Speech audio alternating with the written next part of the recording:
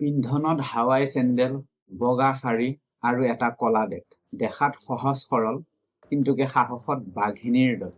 সমগ্ৰ ভাৰতবৰ্ষতে দিদি বুলি ক'লে সকলোৱে জানে, অৰ্থাৎ মমতা বেনাৰ্জী। মমতা বেনাৰ্জী ৱেষ্ট বেংগলৰ সাধাৰণ জনতাৰ বাবে তেওঁলোকৰ ঘৰৰ এগৰাকী ডাঙৰ দিদি, অৰ্থাৎ ডাঙৰ বাইদেউ। তেওঁ এই সহজ সৰল হাৱাই চেণ্ডেল, বগা শাৰী আৰু এটা কলা বেগেৰে কেনেকৈ ৩৪ বছৰীয়া এটা বিশাল সাম্ৰাজ্য, অৰ্থাৎ ৩৪ বছৰে পৰিচালিত হৈ থকা এটা বিশাল দুৰ্গ কেনেকৈ তাই ভাঙি চুৰমাৰ কৰি দিছিল, তাৰ বিষয়ে আজি আমি জানিবলৈ চেষ্টা কৰিম।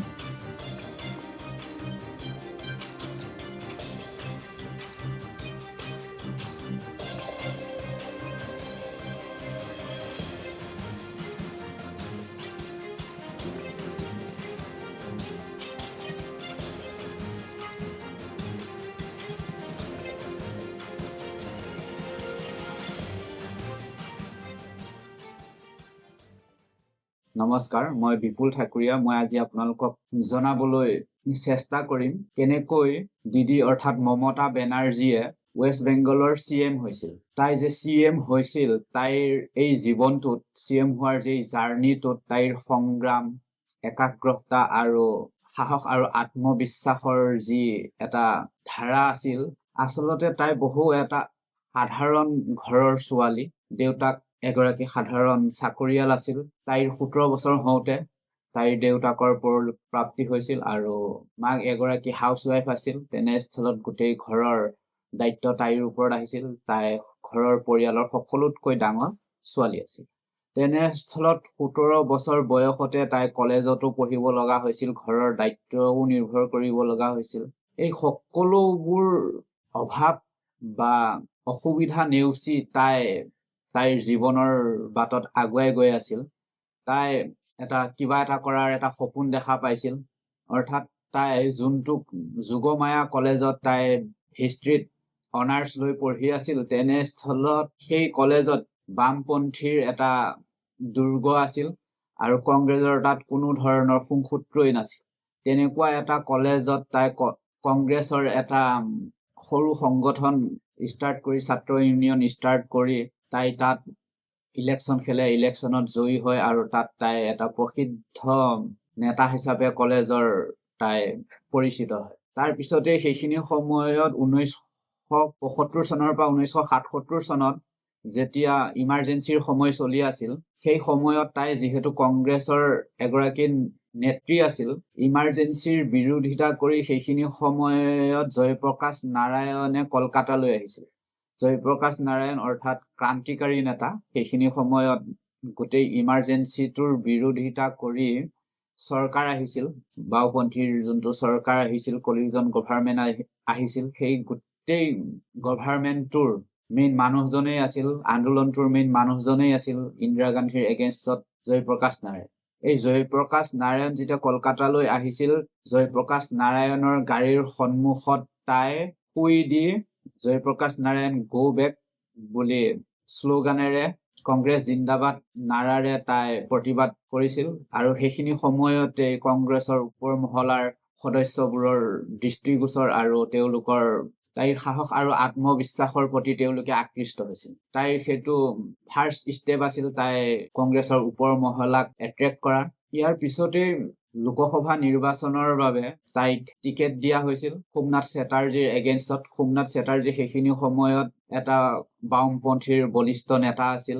তেওঁ 4 বাৰকৈ MP হৈছিল। এনেকুৱা এটা হেভি ৱেট প্ৰাৰ্থীৰ এগেইনষ্টত তাইক টিকেট দিয়া হৈছিল আৰু তাই তাত সোমনাথ চেটাৰ্জীক হৰুৱাই কংগ্ৰেছৰ MP হৈ তাই লোকসভালৈ গৈছিল। তেনেস্থলত তাইক তাত কেবিনেটত মন্ত্ৰিত্ব প্ৰদান কৰা হৈছিল। যদিও তাই MP হৈ থাকোঁতে কংগ্ৰেছৰ কেবিনেটত তাই কেইবাবাৰো মন্ত্ৰী হৈছিল, এবাৰ ৰেলৱে মন্ত্ৰীও হৈছিল। তেনেস্থলত কংগ্ৰেছত তাই এটা উচ্চপদস্থ বিষয়া হিচাপে, উচ্চপদস্থ ফ্ৰণ্ট লিডাৰ হিচাপে তাইক জনা গৈছিল, কাৰণ তাই গোটেই কলকাতা ৱেষ্ট বেংগলৰ তাই প্ৰধান নেতাসমূহৰ ভিতৰত এগৰাকী নেতা আছিল। 21 জুলাই 1993 চনত কংগ্ৰেছৰ 13 জন যুৱ মৰ্চাৰ সদস্যক পুলিচে গুলীয়াই হত্যা কৰিছিল। তেনেস্থলত তাইৰ কংগ্ৰেছৰ ভিতৰতে অলপ মতবিৰোধ হৈছিল কংগ্ৰেছৰ কিছুমান বিষয়ববীয়াৰ লগত, ওপৰৰ মহলাৰ সদস্যৰ লগত। কাৰণ তাই কেতিয়াও বিচৰা নাছিল সেই সদস্যবিলাক যিহেতু মাৰিছিল, তেওঁৰ এগেইনষ্টত তাই আন্দোলন কৰিবলৈ বিচাৰিছিল। যিহেতু সেইখিনি সময়ত কংগ্ৰেছৰ যোনটো চৰকাৰ আছিল, কলিউজন গভৰ্ণমেণ্ট আছিল, আৰু গতিকে বামপন্থীৰ সহায় লৈছিল। গতিকে বামপন্থীয়ে যদি কংগ্ৰেছক ছাপোৰ্ট নকৰে তেতিয়াহ'লে তেওঁলোকৰ চৰকাৰ নহয়, আৰু গতিকে তাইক বামপন্থীৰ এগেইনষ্টত আন্দোলন কৰিবলৈ মানা কৰা হৈছিল। তেতিয়াৰ পৰাই তাইৰ কংগ্ৰেছৰ লগত অলপ সুসম্পৰ্কত, আইডিঅলজিত ইফাল সিফাল হৈছিল। তাৰপিছতে তাই লাহে লাহে নিজৰ দলৰ বনোৱাৰ চিন্তা চৰ্চা অলপকৈ আৰম্ভ কৰি দিছিল। যিহেতু কংগ্ৰেছত হাইকামাণ্ড বুলি ক'বলৈ গান্ধী পৰিয়ালটোকে হাইকামাণ্ড বুলি বহুতে মানে, তেনেস্থলত কংগ্ৰেছৰ হাইকামাণ্ডে সেইখিনি সময়ত ৱেষ্ট বেংগলৰ CM-ৰ এগেইনষ্টত তাইক যাবলৈ মানা কৰিছিল। কিন্তু তাই কংগ্ৰেছৰ হাইকামাণ্ডৰ কথা নামানাত তাইক কংগ্ৰেছৰ পৰা বহিষ্কাৰ কৰা হৈছিল।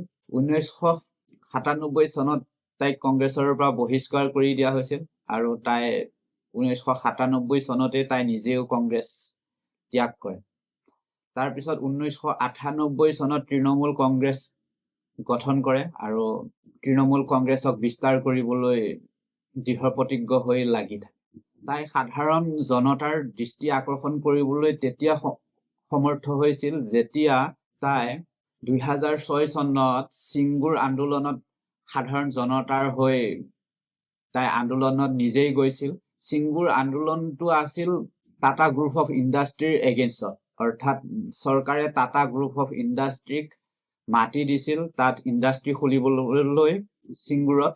কিন্তু সাধাৰণ জনতাই সেই মাটি দিবৰ বাবে অস্বীকাৰ কৰিছিল, আৰু তাই সেই সাধাৰণ জনতাৰ, কৃষকসকলৰ হৈ মাত মাতিছিল। এই অন্নখনটো 26 দিনীয়া অন্নখন আছিল। এই অন্নখনত তেওঁ ভোক হৰতাল কৰিছিল। ভোক হৰতালত খালি পানী খাই আন্দোলন কৰিছিল বুলি বহুতে কয়। এই আন্দোলনটো কৰাৰ পিছতে তাইৰ সাধাৰণ জনতাৰ লগত যোনটো কানেকশ্যন, সেই কানেকশ্যনটো অলপ ভাল হৈ গ'ল। কাৰণ সেইখিনি সময়ত তাই ৰেলৱে মন্ত্ৰিত্ব বাদ দি তাই সাধাৰণ জনতাৰ হৈ মাত মাতিছে। গতিকে এইটোৱেই তাই সাধাৰণ জনতাৰ বিশ্বাস কৰাৰ সকলোতকৈ অন্যতম ইন্ধন হিচাপে কাম কৰিল। তাৰপিছতে 2007 চনত নন্দীগ্ৰাম আন্দোলন, নন্দীগ্ৰাম বা পূব মেদিনীপুৰ আন্দোলন। পূব মেদিনীপুৰত চেলিম গ্ৰুপ অফ ইণ্ডাষ্ট্ৰীক কেমিকেল হাব বনাবৰ বাবে চৰকাৰে আকৌ মাটি দিছিল, অৰ্থাৎ 10,000 একৰৰ মাটি দিছিল। আৰু এই আন্দোলনটোতো সাধাৰণ কৃষকসকলে তেওঁলোকৰ মাটি দিবৰ বাবে অস্বীকাৰ কৰিছিল, আৰু এই আন্দোলনটোত 14 জনৰ মৃত্যু হৈছিল। আৰু এইটো গম পাই তাই নিজেই সেই আন্দোলনটোৰ বাবে সহায় আগবঢ়াইছিল, আৰু তাই নিজেও সেই আন্দোলনটো কৰিবৰ বাবে সেই ঠাইত উপস্থিত হোৱাৰ চেষ্টা কৰিছিল। তেনেস্থলত তাইক পুলিচে আটক কৰে আৰু চোঁচৰাই লৈ যায় আৰু গ্ৰেপ্তাৰ কৰে।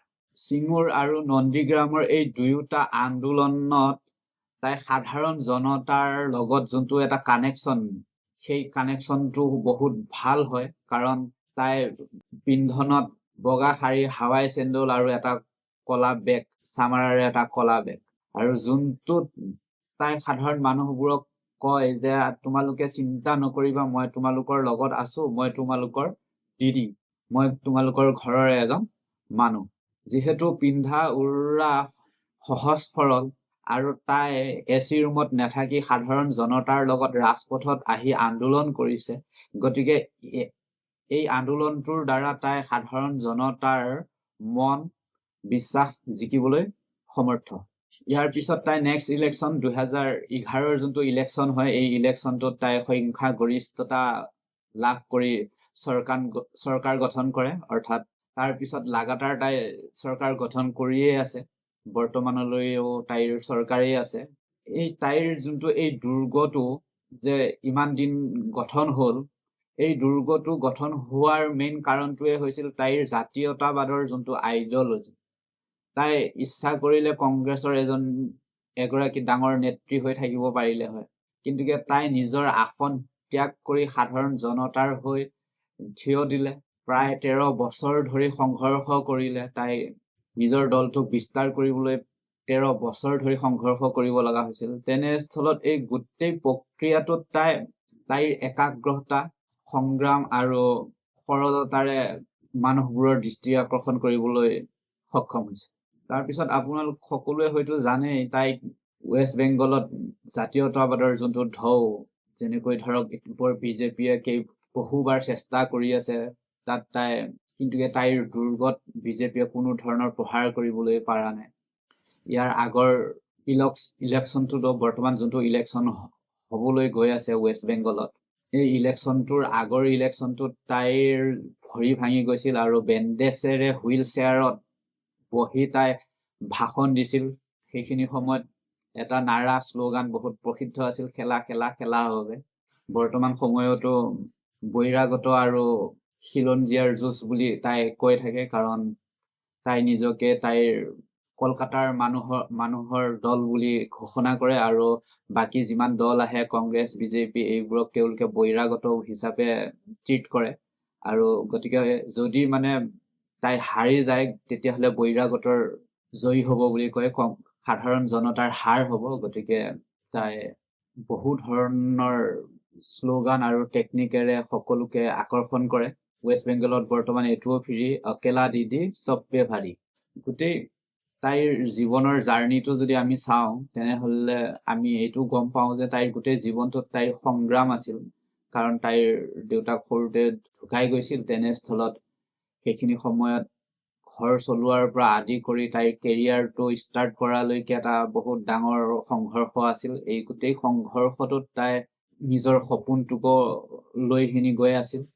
তাই এজন পলিটিকেল লিডাৰ হোৱাটো বহুত কঠিন হয় সাধাৰণতে, কাৰণ তাই দেউতাক নাছিল, তাইৰ যোনটো বেকগ্ৰাউণ্ড আছিল সেইটো বহুত ষ্ট্ৰং নাছিল। তেনেস্থলত এটা সাধাৰণ ঘৰৰ ছোৱালীয়ে যায় এটা CM হোৱাৰ যোনটো জাৰ্ণি, এই জাৰ্ণিটো বহুত একাগ্ৰতা, বহুত ধৈৰ্যৰ প্ৰয়োজন হয়, কাৰণ তাই সেই ধৈৰ্যটোৰো সকলো মানুহে হাতত টকা পইচা বা ধন দৌলত যদি আহি যায় তেনেস্থলত অলপ দামী গাড়ী, দামী চোলা, দামী বস্তু ল'বলৈ সকলোৱে ভাবে, কিন্তু তাই এটা বগা শাৰী আৰু হাৱাই চেণ্ডেল আৰু এটা ক'লা বেগেৰে তাই গোটেই জীৱনটো সাধাৰণভাৱে পাৰ কৰি দিছে। অৰ্থাৎ সাধাৰণ ৰাইজে এইটোৱে ভাবে যে তাই ইমানেই সাধাৰণ, গতিকে তাইক সাধাৰণ গাঁৱৰ মানুহবোৰক, সাধাৰণ ঘৰৰ পৰিয়ালৰ মানুহবোৰৰ যোনটো মন, সেই মনটোৰ তেওঁ খুব সোনকালে জয়ী কৰিবলৈ সক্ষম হয়। তেওঁলোকে ভাবে যে তাই আমাৰ বাবেই মাত মাতে, তাই আমাৰ আৱাজ হয়। বৰ্তমান হ'ব লগা আৰু ইলেকশ্যনটোত মমতা দিদিয়ে জিকিব নে হাৰিব, তেওঁ চৰকাৰ গঠন কৰিব পাৰিব নে নোৱাৰিব, আপোনালোকে জনাবচোন। ধন্যবাদ।